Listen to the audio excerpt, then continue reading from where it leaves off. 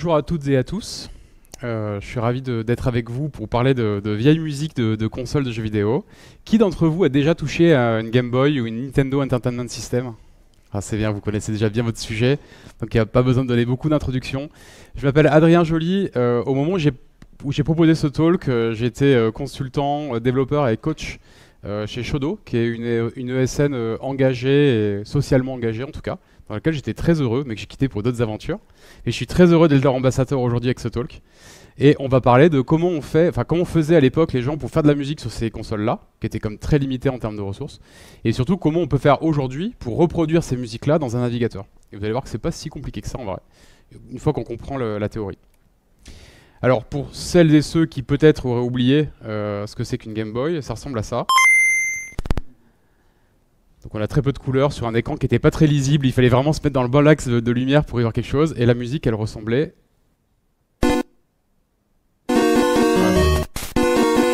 C'était assez basique en termes de sonorité, mais ça a le mérite d'avoir une esthétique qui est quand même très remarquable, qui a vraiment marqué son époque, et qui parfois revient dans les jeux d'aujourd'hui, parce qu'il y a une nostalgie qui s'est installée.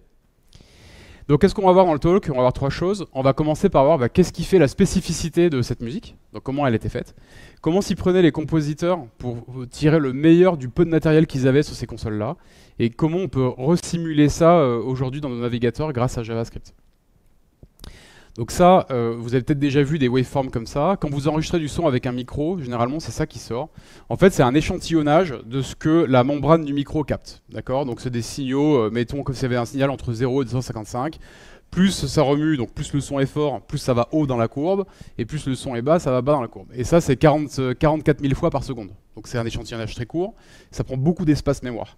Dans les consoles de l'époque, on ne pouvait pas stocker des signaux comme ça, c'était beaucoup trop précis.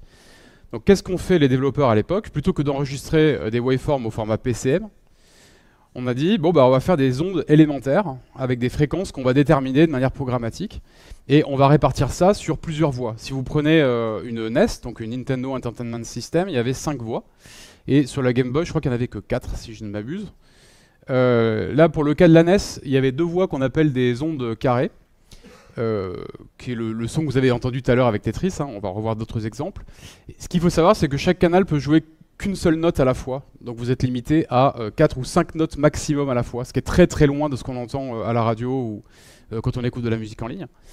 Donc les 2 premières, j'ai dit que c'était des ondes carrées. La troisième, qui est sur la NES, c'est ce qu'on appelle une onde triangle, qui permet notamment de faire des lignes de basse, parce qu'elle a un son un peu plus rond, un peu plus doux. La quatrième, c'est peut-être la plus surprenante, c'est un canal de bruit. Alors vous allez me dire pourquoi avoir un canal de bruit pour faire de la musique. Ce canal était généralement utilisé pour les percussions. Vous allez entendre des exemples tout à l'heure. Et sur certaines consoles, dont la NES, on a un canal supplémentaire de PCM, qui est donc équivalent à ce que je vous ai montré avant.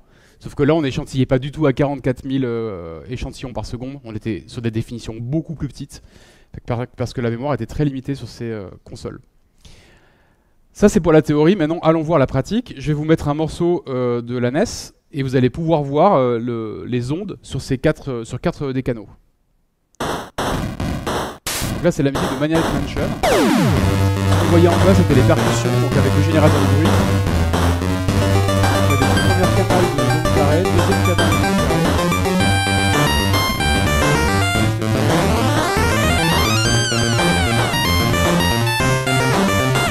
Donc là, il n'y a que 3 voix qui étaient utilisées. Peut-être que plus tard dans la musique, il y en a d'autres. Mais déjà, avec 3 voix, on arrive à faire un truc un peu sympa, un peu cool, sans avoir besoin d'avoir de la polyphonie. Ce qui était pas mal pour l'époque. Celui-là, peut-être que vous êtes plus nombreux à le connaître. On a cette fois-ci une onde de triangle, troisième canal. Et là, on va particulièrement faire un peu la ligne de basse.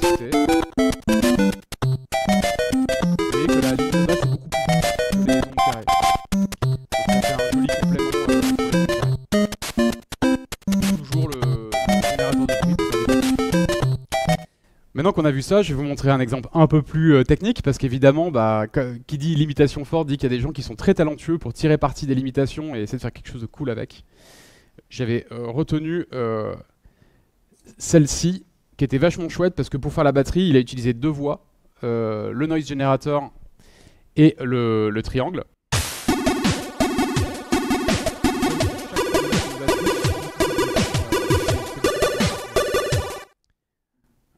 On continue. Comment ils faisaient pour composer la musique? Une des manières de faire, c'est d'utiliser un soundtrack.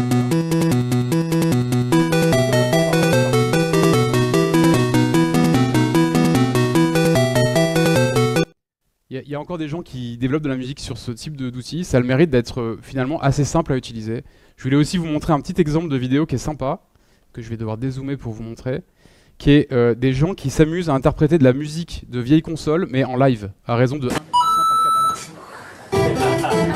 par canal.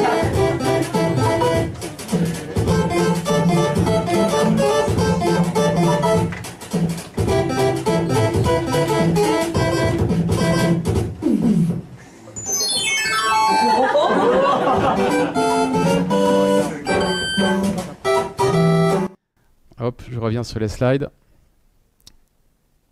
Donc voilà pour le... Vous connaissez l'essentiel. Moi, quand j'ai vu ça, ça m'a inspiré. Je me suis dit, mais en fait, ça me ferait kiffer de rejouer des sons comme ça de manière la plus simple possible. Donc j'ai codé un prototype de synthétiseur 8 bits en JavaScript dans le browser. Et je vais vous faire une démo tout de suite. Donc il est très très moche. Hein. Comme vous voyez, je ne suis pas un expert du front-end ni du design. Par contre, vous pouvez brancher un clavier MIDI dessus et ça récupère les ordres. Et vous pouvez jouer des petites musiques comme ça.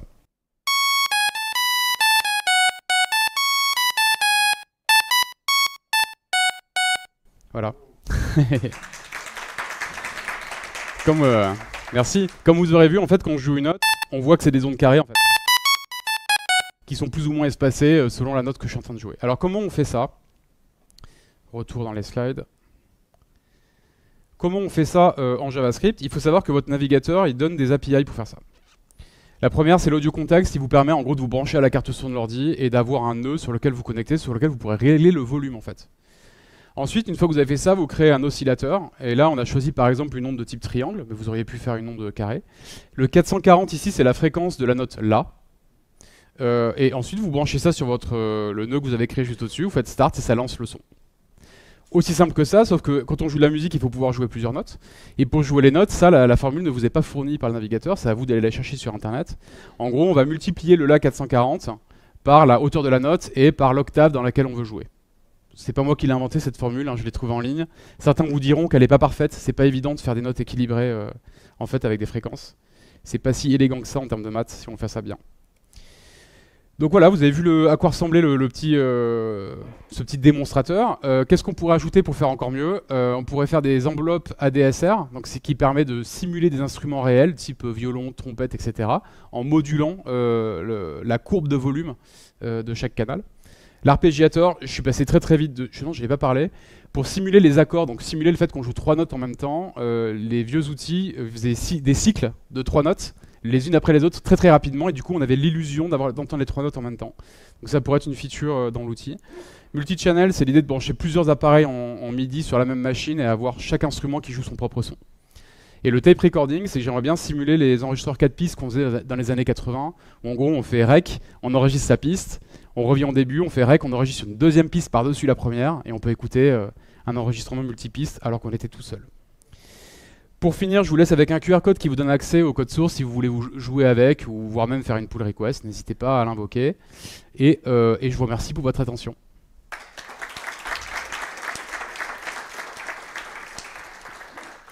Je crois qu'on va pas avoir de temps pour les...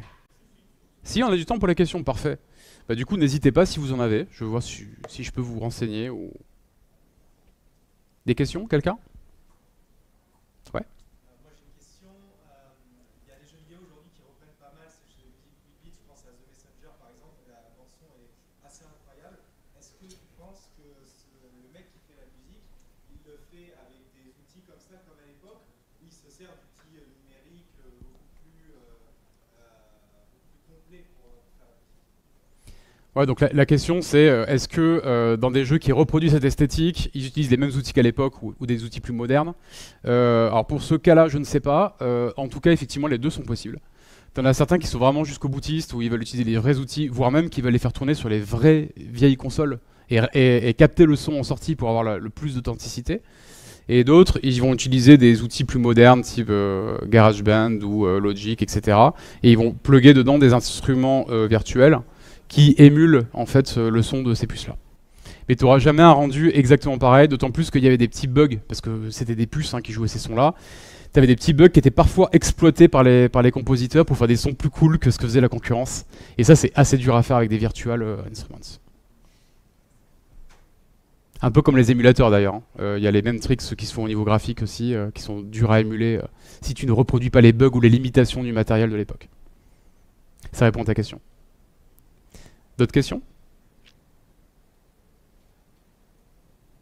Bon, je propose qu'on s'arrête là. De toute façon, si vous me croisez et que vous voulez parler de vieilles consoles, ça sera avec plaisir, n'hésitez pas. Et merci encore pour votre attention.